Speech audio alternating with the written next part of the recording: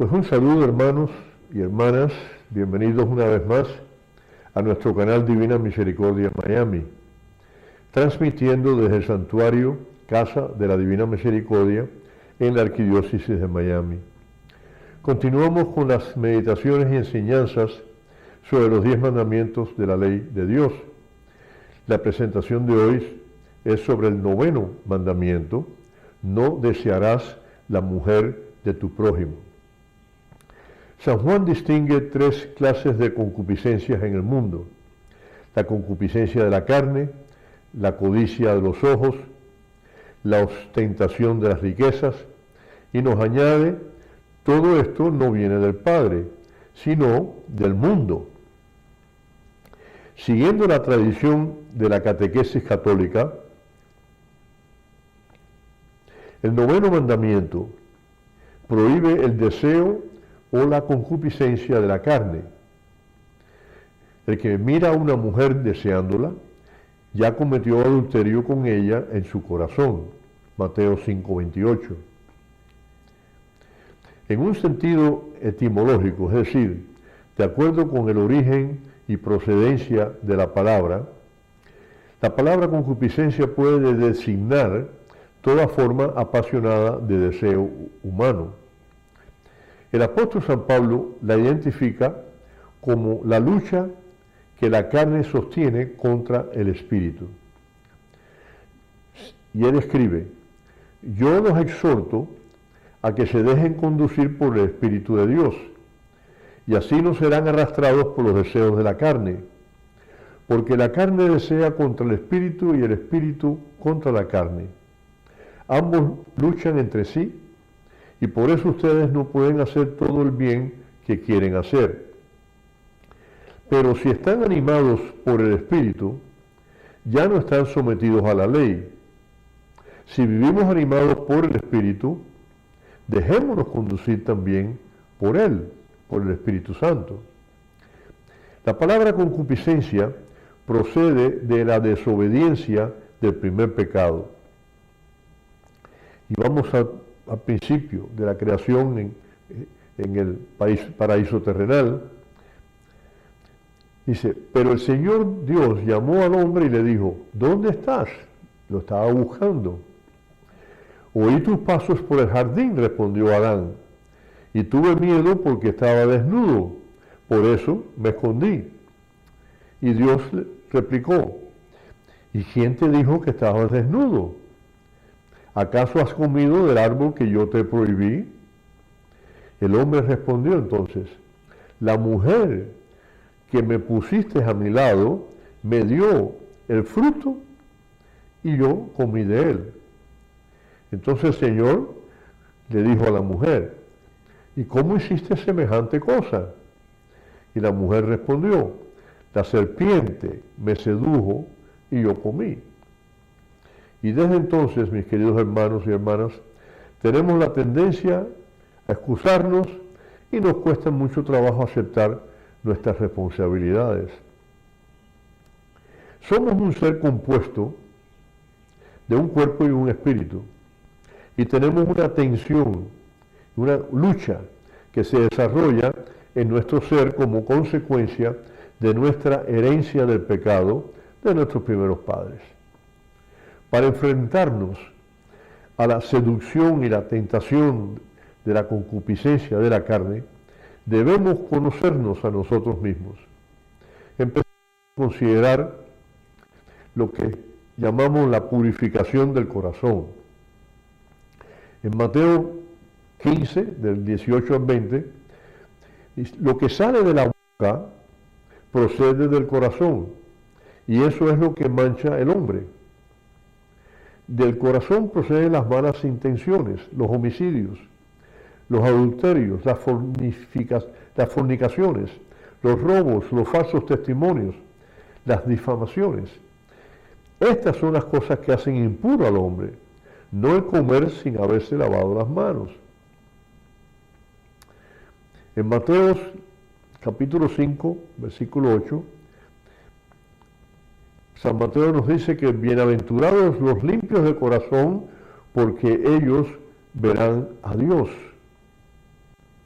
El corazón es la sede de la personalidad moral.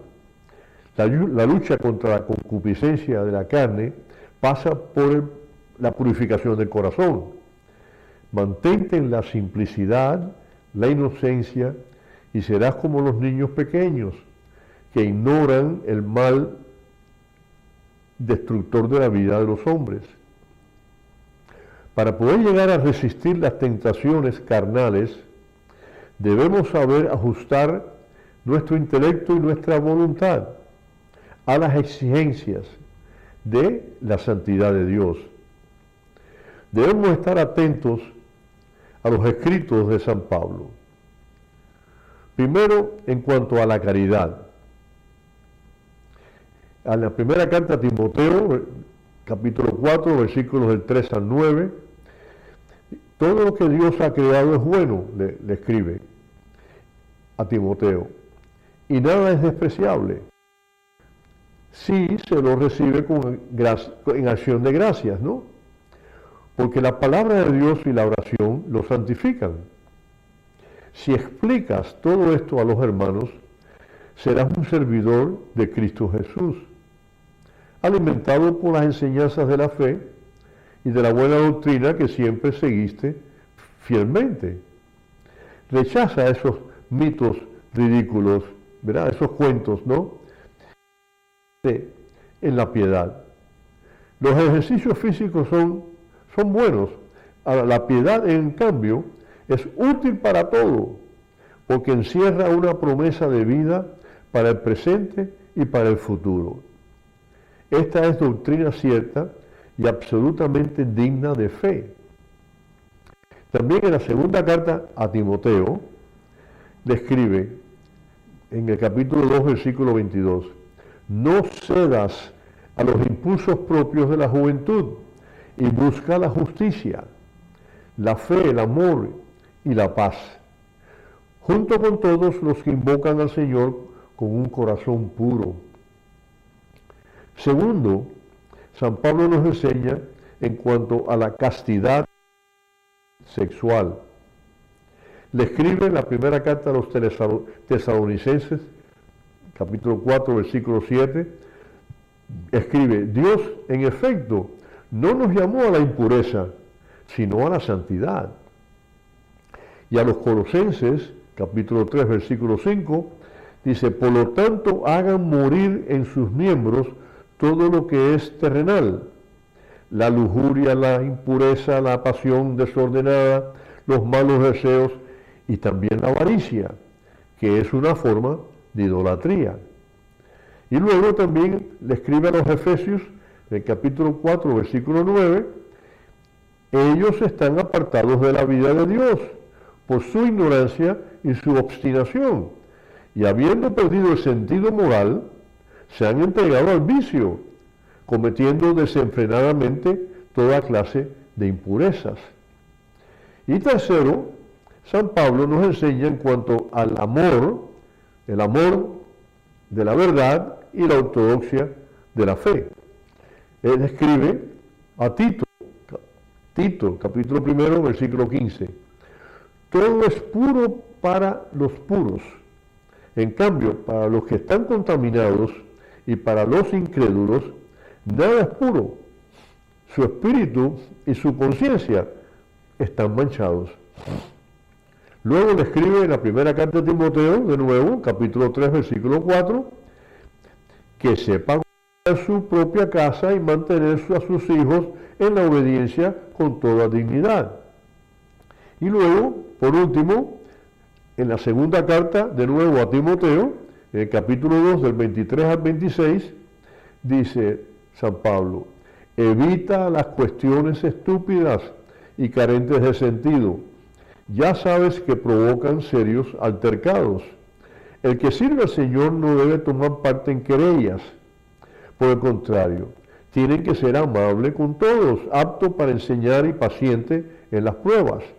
Debe reprender con dulzura a los adversarios, teniendo en cuenta que Dios puede concederles la conversión y llevarlos al conocimiento de la verdad, haciéndolos entonces reaccionar y librándolos de la trampa del demonio que los tiene cautivos al servicio de su voluntad, el demonio.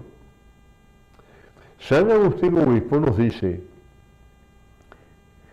que existe un vínculo entre la pureza del corazón, del cuerpo y de la fe, que los fieles deben creer en los misterios de fe del credo. ¿Para qué? Para que creyendo obedezcan a Dios, obedeciéndole vivan bien, viviendo bien, purifiquen su corazón y purificando su corazón comprendan lo que creen. A los limpios de corazón se les cara y que serán semejantes a Él. San Pablo nos sigue enseñando en la primera de los Corintios 13:12. Pero cuando me hice hombre, dejé a un lado las cosas de niño. Ahora vemos como en un espejo, confusamente, después veremos cara a cara. Ahora conozco todo imperfectamente, después conoceré como Dios me conoce a mí. Y en la primera carta a San Juan, evangelista, capítulo 3, versículo 2, nos dice también: queridos míos, hijos de Dios, y lo que seremos no se ha manifestado todavía. Sabemos que cuando se manifieste, seremos semejantes a Él, porque lo veremos tal cual es. En cuanto a la pureza de corazón, debemos saber que es el preámbulo de esa visión cara a cara. Ya desde ahora esta pureza nos concede ver según Dios y recibir al otro como un prójimo. Nos permite considerar el cuerpo humano, el nuestro y el del prójimo, como un testigo del Espíritu Santo, como una manifestación de la belleza divina, ya desde ahora. En la batalla por esa pureza, el bautismo nos perdona todos los pecados, pero el bautizado debe seguir luchando contra la concupiscencia o deseos de la carne y contra los apetitos desordenados. Ahora, con la gracia de Dios lo podemos conseguir.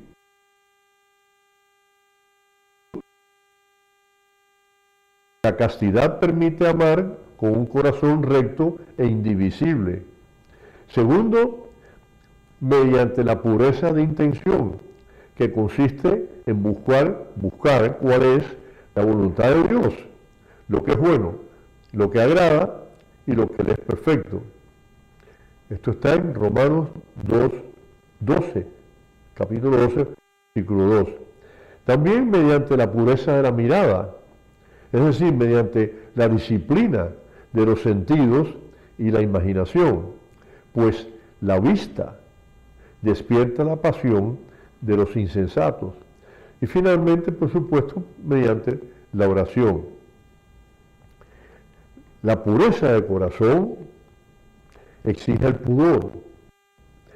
Este es parte integrante de la virtud de la templanza, que ayuda y permite a la persona controlar las pasiones, los vicios e impulsos frente a las seducciones de los deseos y del placer.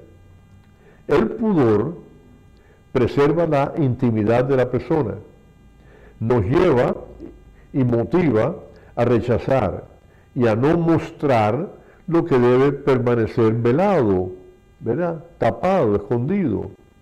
Está orientado hacia la castidad y la promueve y la defiende. El pudor ordena las miradas y los gestos de acuerdo con la dignidad y relación que existen entre las personas. El pudor protege el misterio del amor entre las personas e invita a la paciencia y a la moderación en la relación amorosa. Exige que se cumplan las condiciones del don y del compromiso definitivo entre el hombre y la mujer. El pudor es modestia, inspira la elección de cómo vestir decentemente, mantiene la reserva y la discreción cuando es necesario. Existe un pudor que se relaciona con sentimientos, como también un pudor que se relaciona con el cuerpo.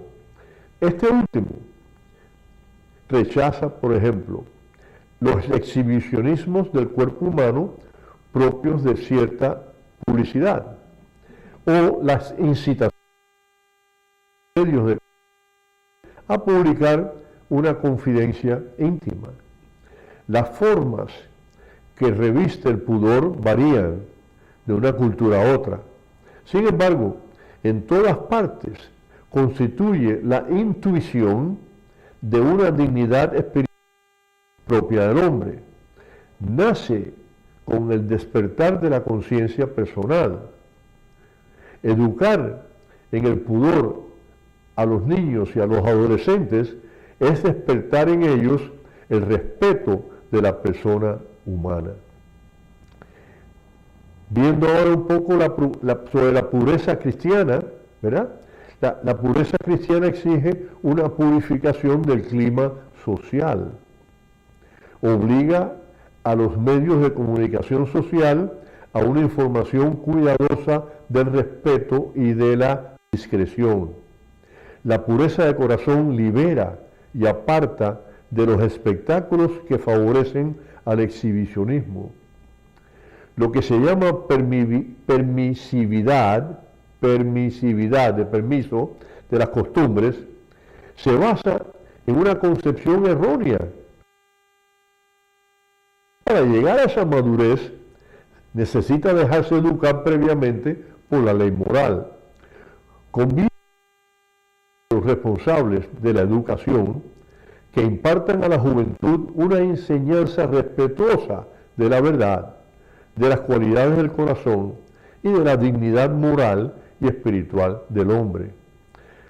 La buena nueva de Cristo, la buena noticia del Evangelio, nos renueva continuamente la vida del hombre caído, le ayuda a combatir y a eliminar los errores y los males que brotan de la siempre amenazadora seducción y tentación del pecado. La buena noticia purifica y eleva sin cesar las costumbres de los pueblos. Con las riquezas y el poder de lo alto, el poder del Espíritu, fecunda, consolida, completa y restaura en Cristo, como desde dentro, las bellezas y las cualidades espirituales de cada edad. Y así, mis queridos hermanos y hermanas, con estas palabras terminamos de presentarles la meditación sobre el 9º mandamiento: no desearás la mujer de tu prójimo. Que el Señor los bendiga y decimos y confío.